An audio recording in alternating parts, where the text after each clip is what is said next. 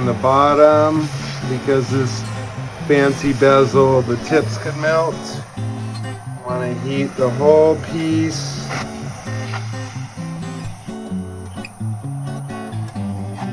And work all the angles. Once your solder starts to flow, come to the outside and draw it under your seam.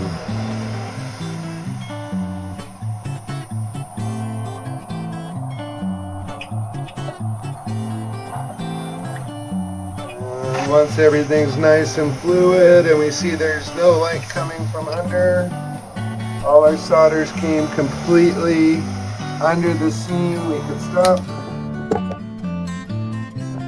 Quench it in our acid, safety pickle.